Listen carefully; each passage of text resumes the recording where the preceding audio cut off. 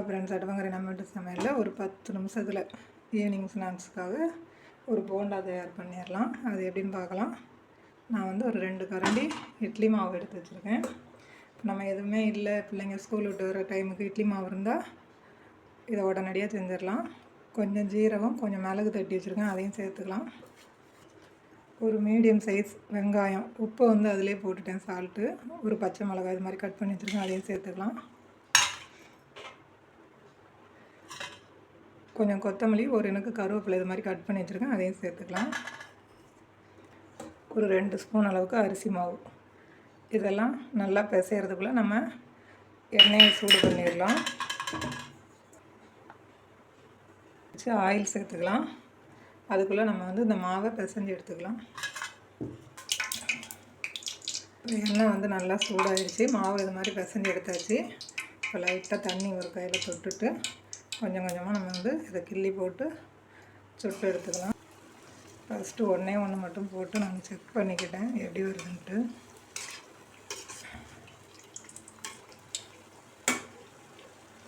அடுப்பை மீடியமில் வச்சு வேக விடணும், அப்போ தான் நல்லா வந்து வேகும். அரிசி மாவு, இட்லி மாவுனால அரிசி மாவு இருக்குல்ல, அதனால் உளுந்த மாவுனா டக்குன்னு வெந்துடும், மேலே எலும்பி வந்துடும். அந்த நுர அடங்கவும் நம்ம எடுத்துக்கலாம். அப்போ நல்லா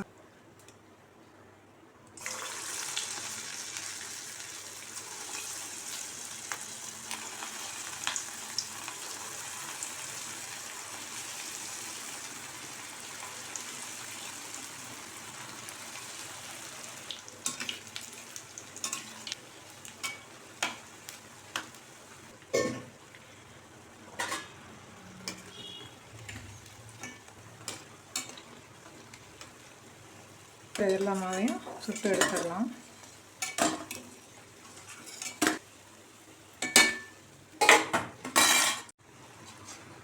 இப்போ எல்லா மாவையும் இதே மாதிரி சுட்டு எடுத்தாச்சு. நல்லா செம கிறிஸ்பியாக நல்லா டேஸ்ட்டாக வந்திருக்கு. புளிப்பு இல்லாத மாவில் செய்யுங்க. இட்லி மாவு புளிச்ச மாவுனா நல்லா இருக்காது, டேஸ்ட்டு நல்லா வராது. இப்போ ஈவினிங்கில் பிள்ளைங்களுக்கு எதுவுமே இல்லைன்னு நம்ம நினைக்கிற டைமில் இந்த மாதிரி புளிப்பு இல்லாத மாவு இருந்தால் இந்த மெத்தடில் செஞ்சு கொடுங்க.